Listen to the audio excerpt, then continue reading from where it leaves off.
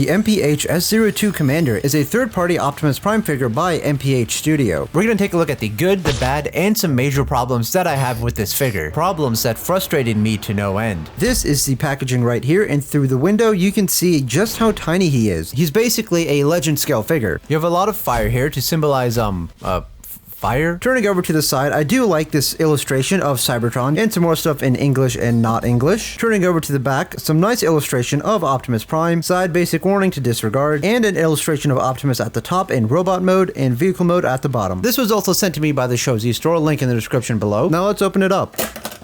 Where are the instructions? There's no instructions. So it looks like we do get this holographic card with illustrations on both sides, some extra hands, and his Energon axe. We'll take a closer look at all of these later. Let's unpackage the figure. Okay, straight away, these pieces fell off. So now after messing around with the figure, I have very mixed feelings about it. First of all, the major issues of these pieces, they constantly come off, so you might as well glue them into place. Now, while this figure looks absolutely great, I'm not the biggest fan of the smaller size. However, some people might like that. My major issue though is that the figure is very flimsy. I find myself struggling to get this guy to stay in a pose. This abdomen area doesn't really have a secure connection. The left leg is loose, so is the knee, as well as the right elbow.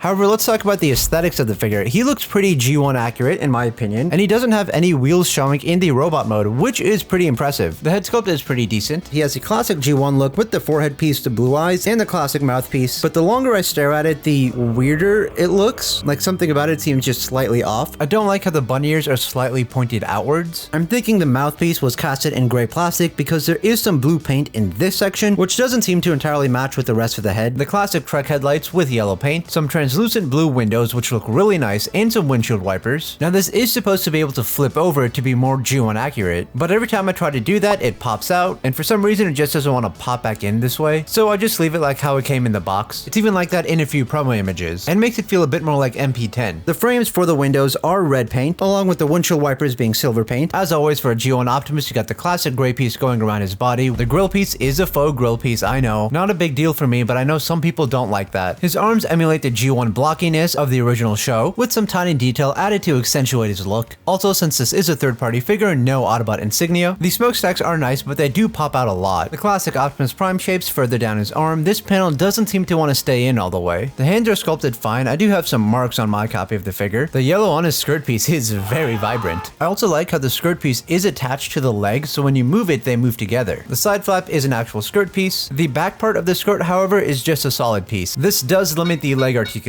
The legs are looking nice with this raised bed over here. Nice silver fuel tanks. The legs are a nice sculpt as well, in a nice dark shade of blue. And the sculpt work of the feet is pretty good. Turning over to the back, we will see this figure doesn't have any backpack, giving this figure a nice clean side profile. There is some nice silver paint at the back on this section and right below it. The rest of it is fairly simple. Some red paint on the back skirt piece, some more detail on the back of the legs, and the rest of the legs are simple and blocky. And here's a look at the underneath of the feet. Now he does come with his Ion Blaster, which looks just like his Ion Blaster should. It is not 5mm compatible, as you can see right there. Taking a look at the other accessories the figure comes with, this is the Energon axe. It's in a nice translucent orange with a good shape to it. I don't know what else to say about it. Even though the figure didn't come with any instructions, it was still pretty easy to figure out how to put on. Remove the hand. This orange piece needs to be pushed in all the way. Then we can attach this over here. And he looks pretty good with his Energon axe. Now taking a look at the other hands, he has these hands that come pre-attached with the figure. Two open hands as well. But the third pair of hands is something very interesting. These are kind of like heavy metal devil horns, and I'm not sure if Optimus just listens to a lot of Ron and James Dio in his spare time, but these are very interesting hands to have. I don't see the purpose of this, but it does make posing a bit more fun. I'm pretty sure this is an alternative attachment for his blaster. Instructions would have helped me figure that out sooner. It is very astonishing that this figure doesn't come with any instructions. This may have just been a mistake from my copy of the figure, or maybe since this is an early copy, they just don't have them made yet. I found 2 videos online though, and I will link them in the description below. But before we get to the transformation, let's take a look at the articulation. The articulation is good, but posing this figure isn't fun because of how flimsy it is. So for the head, let's hope these don't pop out. He can look up and down. Full 360 rotation. The head is very tight though, and this fell off. The arms can move out about there. Full 360 rotation. Oh, nope, everything fell apart. Full 360 rotation on there. This arm can pop out like that if you wanted to utilize that for some extra movement. A really good elbow bend. Some arm rotation. It does feel a bit loose though, and you can wiggle it back and forth a bit. A 360 waist rotation and an ab crunch. However, once you do that, this piece stays out, so you're gonna have to readjust it every time. The legs can move forward all the way up there. The knee bend, however, is only 90 degrees. The legs can move out to the side, and as mentioned earlier, the back leg movement is extremely limited because of this non-movable skirt piece. There is a leg rotation. This foot can spin a full 360, can move down all the way over there, and we can move them up all the way up there. Now, this figure does come with a matrix of leadership. However, getting to it is kind of awkward. Initially, when I tried opening up the chest piece, these pieces were all the way out, and that kind of limited my movement. So you have to push them in, so that way you can bring these out all the way. Now, once you've pushed them in, they're kind of a pain to get back out, so I just kind of leave it like that because I just don't care enough. But that is kind of some weird and annoying engineering. Let's take a look at the matrix. Now, it's a pretty simple sculpted matrix. It has some orange and blue paint. I haven't tried taking it out yet, and I don't think I'm going to. I honestly don't even know if it's possible. The rest of the chamber inside is pretty decent. I'm not expecting a whole lot of detail because this is a G1 figure, but for what it is, what's in there is pretty good. Now for the figure's transformation, we're gonna pull the chest piece up, bring this grill piece down, rotate the figure 180 degrees, take these back pieces and bring it out, same with the one on this side, move the arms out of the way for now, make sure this abdomen piece is out as well, bring this section out and flip this panel out, do the same thing for the other side of the figure. Now we need to rotate this piece around to the front, same with the one on this side. Let's bring these pieces down, open up the chest piece, bring this piece up and then pull on it, bringing it down, flip over the head, and the ear pieces do run into the grill piece, come over to the arms and then flip this piece out, and nope, it doesn't want to stay in place. We need to bring in the hand, and I don't know what happened here, everything is in the wrong place. The figure is just a little bit too floppy. Now we can bring in the hand, slide up the arm, come over and do the exact same thing for the other arm. I do apologize if I cover up parts too much. This figure just has a lot of small pieces, and that piece fell out. Slide up the arm. Now we need to bring in the arms, and this sidearm piece keeps flopping around, which kind of makes it a bit difficult to do.